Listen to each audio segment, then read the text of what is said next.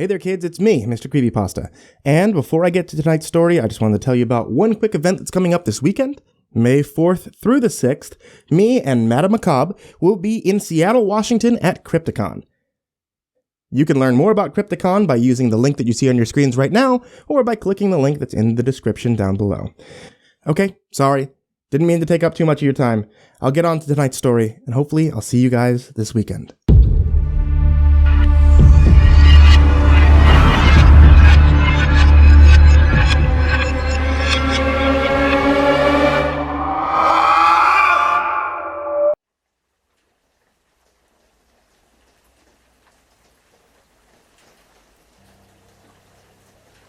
The walls were groaning around us. The noise concentrated above me. "What is that?" asked Karen. "It sounds like something's going to Ice-cold water rained down onto me from above, instantly soaking me from head to toe. I gasped hard, taking in a deep breath and some of the liquid along with it, while my every muscle tensed up from the shock and the cold. I could taste rust, maybe iron. Before I could think about it for too long, my body acted without me, coughing and sputtering to rid my lungs of the tainted water. I fell once again to my knees. I knew exactly what hung a couple of feet above my head, despite the complete lack of light, but I didn't care. I wanted nothing more than to be out of that place, but I didn't move from underneath the shower head. I looked up, and I let the freezing rain pour directly onto my face. I let it swallow me. If some cold water was all this place held for me, I really did have nothing much to fear. I heard a loud and deep rumble that seemed to emanate from within the walls around me, and Karen screamed. I heard water pour onto the ground from my left, then my right, then in front of me, then behind me. Still, I sat there with my hands pruned, feeling my breath turn into ice as it left my lungs. Despite the extremity of this situation, I began to feel a calm from within me and slowly spread my arms out at my sides. The showers rained down around me, a symphony of crystal clear noise from the creaking pipes to the dull spatter of each droplet of liquid as it hit the ground and fell over me. Every sound was clear and full now. The sound itself was so full that it almost illuminated the room, carving out every last nook. I took it all in. I accepted it. If this place wanted me, it could have me. I had made a pilgrimage to that place that birthed the subhuman thing that I had become over the last several years. If they wanted me back, I wasn't going to put up a fight. I could hear Karen screaming my name and telling me that we needed to get the fuck out of here. The showers grew louder, drowning her out. This was more important. My body began to numb and my skin began to sting with every drop of water that hit me. A sense of instability, strangely like vertigo, began to overtake me. I opened my eyes, still seeing only darkness but feeling something else. I was Mr. Mays. Back in his classroom, my classroom, recounting the story of this place to my students. I was in the tunnels, carrying my friend Steve, the man who first ventured to this place with me years ago, away from an approaching darkness beyond us. He was bleeding from a head wound. I was reaching upward in bed, sweating, soaking my sheets, and crying. I was in a bar telling me my Mr. Mays story, struggling to find the right words while I ordered another.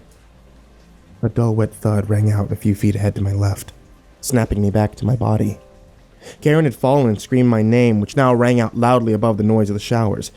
"Jack, what's going on?" she screamed, as I heard what I could only assume to be her body drag across the muddy floor away from me. I could feel again. I was freezing cold. My injured hand could hardly move. I began to crawl forward as fast as I could towards the sound of her screams. They were going to find her body so that we could show them. No, I wasn't thinking straight. There wasn't going to be a body. We were going to get out of the darkness. No one was going to be lost here. I threw my body in the vague direction of her scream, reaching out as far as I could with my arm, despite being unable to feel much of it. Through some stroke of good fortune, my arm slapped against her shoulder. She immediately grabbed for me. I could close my hand as tightly as I could around part of her denim jacket, and I pulled her close and wrapped my legs around her. She wrapped her arms around me and buried her head in my chest. Her screams were only slightly muffled, and I let her have that. I didn't know what else to do. I just held her as tightly as I could and looked out into the darkness. I don't know what I was looking for. Her screams eventually turned into loud sobbing as the water pressure from the shower heads audibly died down, eventually stopping completely. We lay there together in the freezing mud for a few quiet minutes. Eventually, Karen's sobs quieted. We need to stand up, okay? He stuttered. Frozen.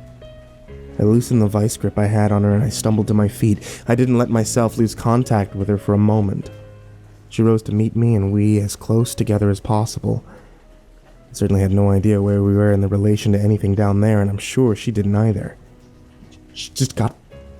We gotta find a wall. I locked my arms with hers and moved to my right, which was as good a place to start as any. After about 10 long shuffles, I bumped into a solid cement wall. I couldn't tell if it was covered in ice or if I was just so numb that I couldn't feel the coarse cement. It was likely a bit of both. Karen kept her head against my shoulder. I started to feel emotional, angry. She had forced me to come back to this place. The anger bled into sadness. She was going to have to carry this with her. I should have never let this happen. I should have stopped her or told her that I made it all up. I was muttering to myself under my breath. The rusty pipes creaked around us. With each noise, I felt my stomach heave. Despite the numbness, my jaw throbbed in pain. I wanted to give up. I was so tired and so afraid. I wasn't strong enough, and I knew it. I wasn't the person who was going to save his girlfriend and come out of this a hero. I didn't even think we were going to get out of this at all. I was lost in thought, putting most of my weight against the wall as I moved us along. I wasn't expecting a sharp corner. I felt my shoulder push into sudden empty space, and I managed to get one hand onto the corner of the wall as I fell, but that did nothing when my feet gave way in the mud beneath me. I fell hard, my head bouncing off the ground with a thud. I was instantly sure I had broken some fingers on my right hand. The angles seemed completely wrong when I rubbed them against my cheek. I screamed, mostly out of frustration, which caused Karen, now alone somewhere in the darkness above me, to scream back. We were yelling at each other. After a time, we were too exhausted and out of breath to continue. I focused on my breathing, trying to bring myself back. I sat up, pushing my left hand through the icy mud to ease myself to my feet. I felt something on the ground. It was smooth, but not like cement, like metal. It was small. I gripped it in my hand as best as I could as I stood up. My legs weren't going to hold out for long. I was getting the spins, but I couldn't tell if it was from the booze, the possible concussion, or the disorienting darkness. Karen was quickly at my side. She grabbed my hands and pulled herself close to me. "I'm sorry. We shouldn't have come here. I didn't believe you," she cried in quick, successive breaths. I didn't care. I didn't want an apology. I wanted to scream at her and spoon her at the same time. I wanted to be fighting with her about something stupid in my apartment, the space above us filled with a mess of conflicting emotions. I felt us shrink. I was brought suddenly back when Karen broke the silence. "What do you have in your hand?" she asked. I had managed to hold on to the object. We both felt around it, desperately trying to get a sense of what it was. It could have been a piece of one of the shower heads, for all we knew, but for a second there was hope that it was our solution. It's kind of cylindrical. It was mostly metal. It had a little cap on it. I rolled it around in my hand, careful not to let it go. It had a button. I recognized it. It was a little flashlight, the kind hikers fasten to their backpacks. Flashlight, I stuttered. My fingers could feel the button, but couldn't quite press it hard enough. Let me push the switch. The light was hardly blinding. Both Karen and I prepared to shield our eyes, but were surprised by the weakness of the light. That outside of the main beam did little to help our situation. Once our eyes had adjusted slightly, we could see the shower heads surrounding us in a rundown and filthy room that seemed to have no exit. It looked and smelled like a pigsty. Mud and dirt covered the floor and walls. She wrapped her arms around me and I held her head against my chest. "Close your eyes. Just keep them closed," I told her. The loud wailing of a doe started on my left and quickly enveloped us like it was coming from surround sound speakers that we couldn't see. Karen covered her ears with her frozen hands. The tip of her fingers were bright red, maybe even purple. It was hard to tell from the weak light of the flashlight, but I kept the beam centered on us as much as I could. I didn't care that whatever was out there could see us. The light gave us some sort of warmth, or at the very least a sense of solidity. The noise began to die down until we were left once again in silence. We have to move back to the tunnel. You have to help me find it, I said. Karen nodded, tearing her face away from my chest. Her tears had frozen her cheeks to my sweater. I could see a rim of ice around the red marks on her cheek. Back that way, I think, she said, pointing to the left. The light didn't do much to penetrate the darkness, but I trusted her. So we began to shuffle through the mud, which was now the consistency of a slushy. It had seeped into my boots, but it didn't really matter. Every inch of me was covered in rusty water and frost, and a little more cold couldn't hurt. Every few steps, the flashlight would dim or flicker. I could feel Karen tense up every time I was forced to give it a shake, rolling the dice on how long it would continue to help us. At one point, it went out completely. She dug her fingers into my side. I shook it. Nothing happened. I hit it with the palm of my hand several times. Nothing happened. Please, please, I muttered under my breath as I hit the switch off and on several times in rapid succession. I couldn't let it go. It was all we had down in those tunnels, the only thing keeping us, or maybe just me, from losing myself to the darkness. And after a few more attempts, there was light. The light was across the room. An exposed bulb, maybe 40 feet across from us, came to life. It was dim, but it was enough to light up a significant portion of space in front of us. About 10 feet in front of the bulb and 30 feet from us stood the unmistakable silhouette of a buck, head bent down towards the ground. It had a large set of antlers, 12 points if I had to guess. Unable to grasp what I was seeing, I let the dead flashlight fall from my hands to the ground. The metal slapped against the cement, and the small bit of glass cracked like a stick snapping under a boot in the forest. The buck tensed up and quickly rose to attention, his antlers scraping hard against the low ceiling. Some of the points were grinding against it, while others cracked and broke off. The animal didn't seem to notice. At the very least, didn't seem to care. As it turned its attention toward our general direction, Karen began to tug hard on my sweater. We have to keep moving, she cried quietly. We continued down the path before us, while the stag began weakly bleeding. A jolt of pain shot through my temples. The noise went on continuously, one long whine that should have been interrupted by a breath at some point, but just kept going. There was an echo. I looked behind us as we shuffled through the dark, and I could see the glint of light reflecting off the eyes of the beast. It was looking at me. It was tracking me. I turned my head, and I heard several other bulbs come to life on the far side of the room, but I dared not look back. The door came into view in front of us. The paint was stripped, the wood was aged and cracked from years of weathering. Even still, I was able to get a sense of the brilliant red that used to cover the door. The knocker was missing a screw, and it hung limply off-center. The knob still had some shine to it, and I could see the reflection of the light behind us in it. As we moved closer, I went to reach my hand to grasp the knob, but Karen had already beaten me to it. She grabbed it and twisted. The internal metal mechanism shifted loudly, quieting the bleeding of the buck in the distance. The door cracked and creaked, even as Karen peeled her hand from the icy cold metal. The wood began to split. The cracks moved rapidly outward from the knob, crawling across the wood until they reached the hinges. The door shifted and began to tip outward. It was going to fall on us if I didn't have the strength to stop it. It began to tilt, and I raised my hand up and I shielded Karen's head while trying to move us out of the way.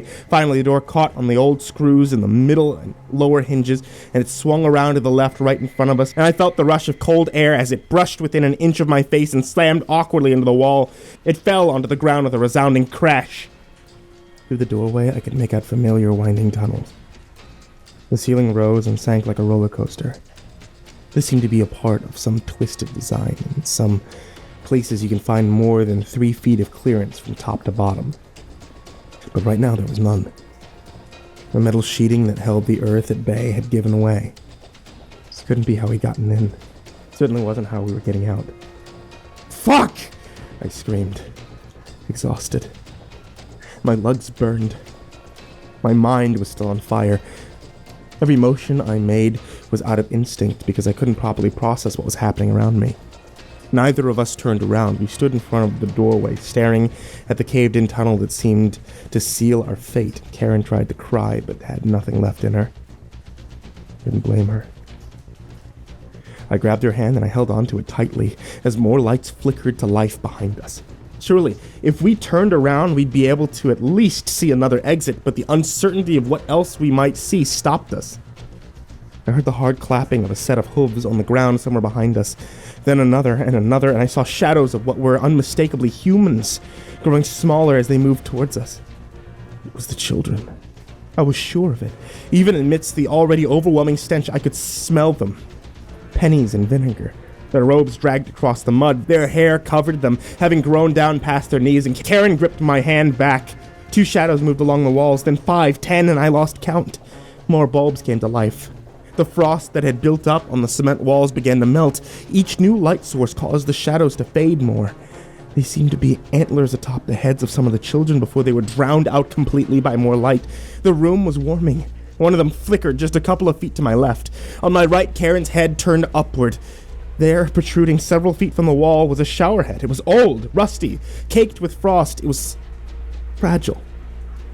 With her free hand, she reached up, grabbed a hold of the pipe, and pulled downward, squeezing on my hand as if she was using me for leverage. It broke off with surprising ease, and Karen pulled back onto my shoulder as water sprayed into the room behind us. I could hear feet skittering through the mud and away from the jet of ice. Karen turned to face me, her eyes mostly closed, as she buried her face in my chest, and she offered me the shower head, the weapon. I took the rusted metal pipe in my hand. For the first time in ages, I felt like I had a little bit of control, a choice to make. The footsteps around us grew closer, picking up speed. I fucking hate this place, I said as I swung the pipe through the air to my left. It smashed through the bulb with ease. Shattered glass ran into the mud. As to my surprise, the other lights in the room began to extinguish. One by one, the room fell back into darkness, and I didn't know if it was better to die in the light or in the dark, but at least I got to break something this way. I heard the familiar bleeding once again alongside the dying cry of the doe.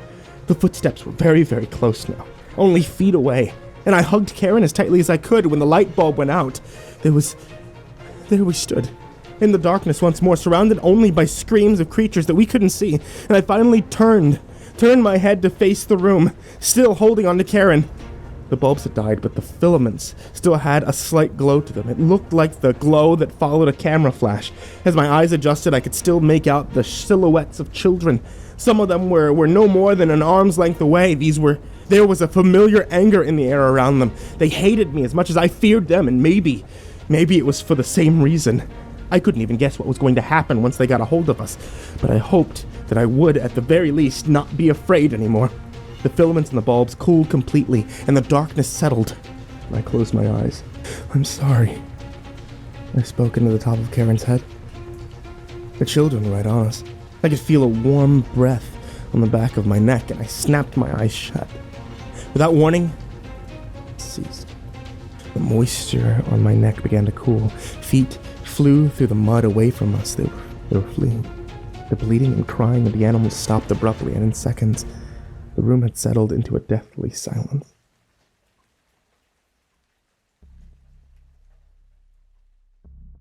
I slowly opened one eye, and I looked upwards.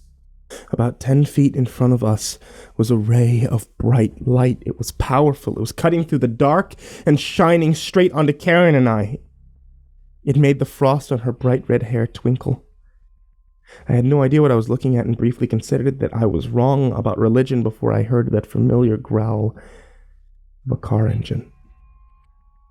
My eyes adjusted and I could see that the light was coming from a hole in the ceiling where the wooden boards had collapsed long ago. And I couldn't fucking believe it. I didn't say a word as a car door slammed and Brian's voice echoed down into the hole. "Hey, down there!" His voice rang out, filling the room. Karen looked up and broke away from me. There was a sense of relief in her eyes that her face didn't show. She moved quickly. "Brian!" Her voice croaked. "Brian! You get us out of this fucking hole right now. I'll buy you a whole goddamn grow house." "You promise?" He laughed. I assumed they could see each other now. Karen was looking up at the hole with a glare. She was bathed in light, and I stood there, slowly began to move toward her. My knee popped, my joints ached. I was dizzy and I was confused, but this felt real, tangible. "Okay, but it's not going to be easy," yelled Brian. "This rope is kind of icy, but I don't really have another option. I'm still a little high, so I'm going to have to make it work. But how the hell did you guys get down there?" Karen didn't answer, as Brian dropped down an old purple climber's rope. She grabbed it and began to ascend like her life depended on it. Brian was grunting from above and jokingly commenting on how she'd gained weight. She was up and out of the hole within seconds, and I was left alone in the room. I looked around me. The space was smaller than it seemed just minutes ago. The walls were cracked. The mud had mostly frozen solid. The showers were empty. "Hey, you coming, Jack?" asked Brian as I finally made it under the hole. I grabbed the rope tightly and looked behind me towards the decrepit red door that now lay on the ground. In the tunnel behind it, I could make out the shape of a person, standing just beyond the reach of the light. I turned my back to them. With some help from Brian, I pulled myself out of the hole and onto the frozen ground outside. I breathed the fresh air into my lungs. I was free of the stench of that place, but my stomach was still in knots. The moon was reflecting off the snow and ice, lighting up the clearing around us, and I could see Karen pacing near the car. She was staying in front of the headlights. She stopped and fixed her vision on the edge of the trees. It began to sink in that she's now going to have to live with the same terror that I lived with for the rest of my life. It was always going to be my fault. I was on the verge of tears when Brian helped me to my feet. I still hadn't decompressed. My jaw was clenched shut, and I was sure that I'd chipped a tooth. Every part of me was numb. My clothes were frozen to my skin. Karen began to scream. "It's there! It's right there!" she yelled and pointed towards the trees as Brian dropped me and ran to her. I slumped down and I stared at the ground. There was nothing to be done, and if there was, I didn't know what it was. I was as much of a mess as she was. Her cries started to blend into the background as my mind wandered back to Mr. Mays. I wondered what he would have done in this situation. But I remembered that he had been in this same kind of scenario, and his solution was to drink himself stupid. It didn't seem like a bad idea for the time being. I just needed a sip.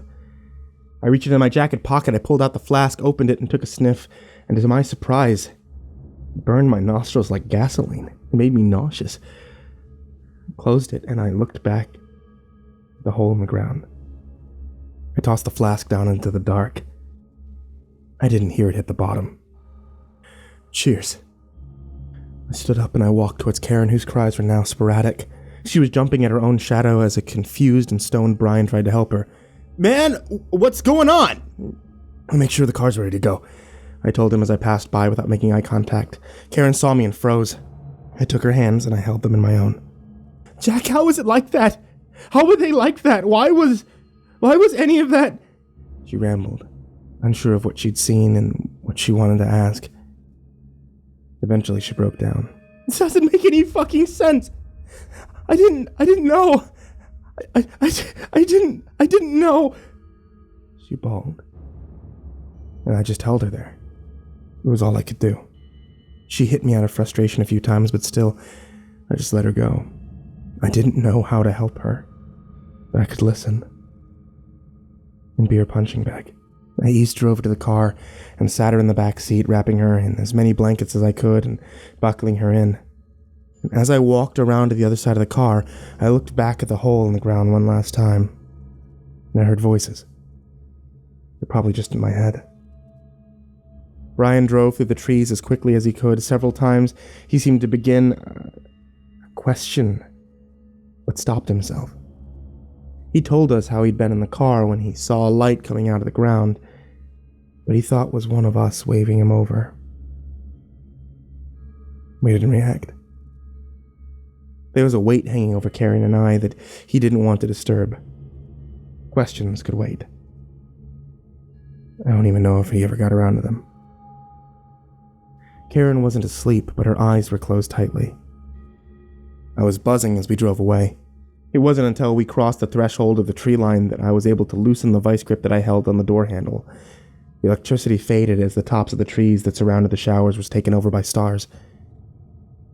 I felt my insides begin to relax. The dam that had been holding something inside me back finally burst. I asked Brian to pull over. He obliged almost immediately without a word. I stumbled out of the car and began throwing up on the side of the road. The only thing that poured out of me was a thick yellowish bile that hung in the back of my throat before slowly dripping down and out of my body. This was what I deserved. I gagged and felt my eyes bulge as I purged and clawed at my stomach. Sore from a continuous heaving, I clenched my fist and I hit the ground, causing the wounds in my knuckles to open. I only now had taken a look at my hand. My middle and ring finger were broken. It looked like someone had taken a bottle opener to my nail. My first knuckle. I shouldn't have left them that way. But I didn't get much reprieve before I had to bow again. This was the tail end of an exorcism. It felt like years' worth of stress, lies, and fear violently erupting from within me until my lips numbed and my stomach slowly relaxed and my ears loudly popped, immediately relieving some of the pressure on the inside of my skull. I felt like I was floating. I was crying, and I knew why. But I couldn't quite isolate the thought. Everything was foreign. Everything in my brain was misfiring. I was rebooting. I had made it out. I sat in the dirt long enough that the vomit turned to slush on the ground in front of me. Brian stayed in the car and looked in the other direction. I think I even felt Karen's hand on my back at one point, but when I finished, she was in the car, staring anywhere else but me. I collapsed into the vehicle, shaking and soaking wet. Brian started to drive off before I even shut the door. I saw Karen's lips tremble several times, but she didn't say a word, and I didn't know how she managed that. I felt like I needed to talk about everything. I caught her looking at me once on the drive back as we passed by the exit for Broken Bow. We forgave each other for everything that happened, though neither of us actually said it out loud. We didn't talk about the showers much at all. We had filled that place with what we had brought there, pain and truth about ourselves that we were using each other to hide from. The horror that we experienced in that place was a dose of, as she would put it so many times before, perspective. It woke us up. We both realized, painfully sobering up over the next 6-hour car ride back home, that the two of us looking straight out the windshield without seeing, we were better off apart. Similar to the way that she had moved into my place, we never really discussed her moving out. The things just started disappearing. We repeated the old mantra about staying friends for the next week or so. We could practically hear it echo every time. With a soft kiss on my cheek on a Thursday afternoon, she was gone. Karen and I couldn't work because we fit too well together. We were two uniquely fucked up individuals with a penchant for flipping on a dime. It's easy to look back and long for those nights cuddling, watching movies together on the couch. It's a lot harder to remember reality. The night that we watched Llewyn Davis, and she convinced me to return to the showers, for example, was not as serene as I implied. I remember that I had gotten extremely irritated that she had picked out that movie because we watched it the month before. I felt a deep resentment toward her that almost pushed me to apathy. All this because of a fucking movie. Before that, Karen had called me a stupid fuckhead because I hadn't cleaned the cat's litter box. That was every night. A perfect couple and a perpetual potential domestic dispute rolled into one. Our solution was to rinse it all down and repeat. We were our own perfect enablers, and we were always heading towards the ending that we got. Broken Bow did nothing but illuminate what was already in front of us. I really hope she's doing better now. As for me, I couldn't continue to live how I lived after Nebraska. I was so covered in dirt and blood that I was able to have one of those hard look at yourselves in the mirror moments in front of an actual mirror and realize how far I had let myself spiral down. I wasn't just drunk or high, but I was both of those things because I was broken and needed something to fill the cracks. I couldn't use that place as an excuse anymore. I couldn't keep trying to change the story if that sounds like it came from the mouth of a quack therapist, because it did. I started going to therapy once every week, initially for the drinking, but eventually for everything else. I'm not a religious convert or a friend of Bill, but I respect the journey and anyone willing to take it, no matter the method needed to make it through. I wish Mr. Mays found a way to fight his demons before he left, because there are demons, really. I'll keep them for us both. I'm always going to carry the showers with me. They're part of who I am, but I don't have to let them kill me anymore. The most important concept that I've learned in these therapy sessions is that you can't get better if you keep covering up symptoms while ignoring the real source of your unhappiness. Blowing your brain out every night with substances just puts off the inevitable confrontation. You have to treat it like a wart. You have to cut it all the way down to the root and tear it out, get rid of it, to kill it. You have to get every last piece. That's why I came back here.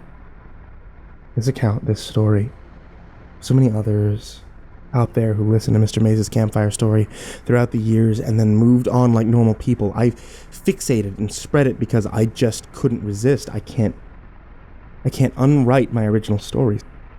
So my next play is to obfuscate. I fully understand that writing this defeats that purpose. Hopefully that won't matter, because there is a point to this. The story is yours now. I don't want it. I don't want it anymore.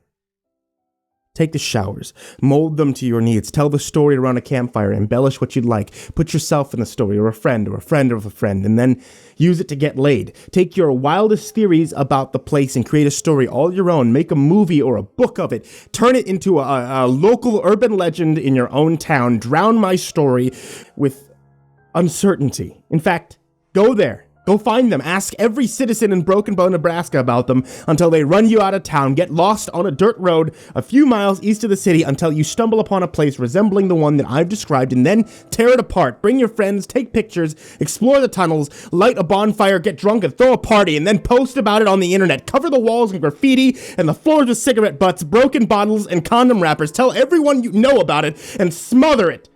Flood the internet with so much speculation and rampant bullshit about this place that no one will ever point back to Mr. Mays or to me as a source.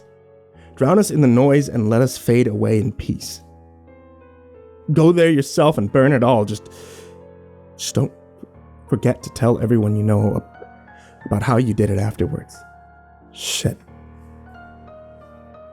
Okay, I'm sorry I let this go on for so long. This wasn't my intention. Old habits and whatnot, and I've been pulling from a dusty flask of whiskey that was next to the laptop in the box, I guess. Counts as aged now. I'm not really on any wagon, and after the years of bullshit I put my body through, a few more nips aren't going to hurt a thing. It's just one more for the road. I'm gonna log out of this. I'm gonna post this, log out of my account, tear up the old sticky note I saved my password written on, shut down this laptop for what I hope to be the last time, and bury it back under all the junk in my closet alongside this flask. Tomorrow, I'm going to go into my classroom in the community college where I teach a creative writing course, and I'm going to tell my students one of the many versions of the showers that I have told over the years. And no, it's not Halloween.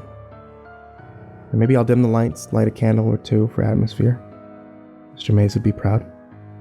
The story I tell them is not going to be my story anymore. No, I'm telling them the story of what happened to my best friend.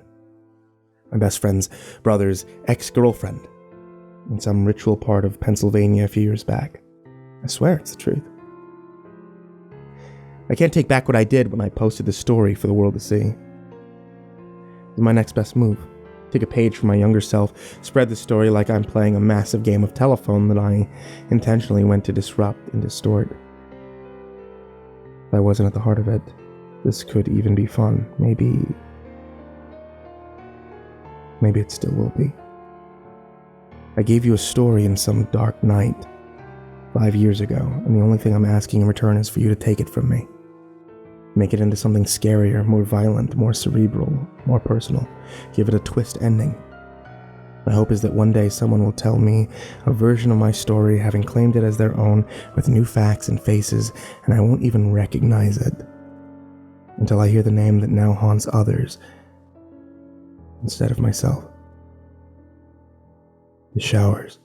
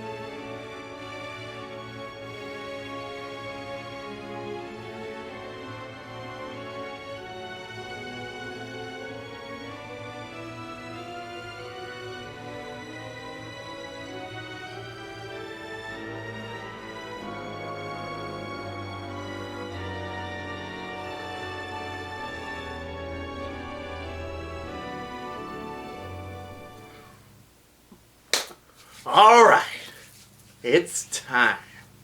Here comes the hentai. Bizarro. Bone collector. How did you find me? You can't hide from the master, you troglodyte. No, of course not. I wasn't trying to hide. What are you doing, anyway? Well, I was just getting ready to upload Kikyo vs. the Tentacle Monster 5 to my arch nemesis, to